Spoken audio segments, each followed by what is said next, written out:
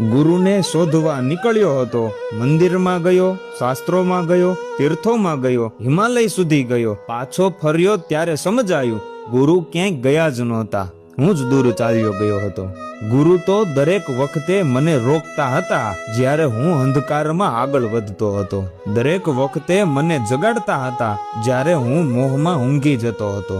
દરેક વખતે મને બચાવતા હતા જ્યારે હું પોતાને જ સાચો માનતો હતો। ગુરુએ મને દુનિયા વિશે ઓછું શીખવ્યું પણ મારા વિશે ઘણું શીખવ્યું। લોકોના દોષ જોવાનું બંધ થયું, પોતાની ખામીઓ દેખાવા લાગી, બીજાને બદલવાની ઈચ્છા ઓછી થઈ, પોતાને બદલવાનો સંકલ્પ જન્મ્યો। કદાચ આજ ગુરુની સૌથી મોટી કૃપા હશે। ગુરુએ મને કોઈ ચમત્કાર આપ્યો નથી પણ એવી દ્રષ્ટિ આપી જે પછી આખી દુનિયા જ બદલાયેલી દેખાવા લાગી। આ ગુરુ પૂર્ણિમાએ હું ફૂલ નહીં લઈ જાઉં, હું મારી અંદરનો અહંકાર મૂકી આવી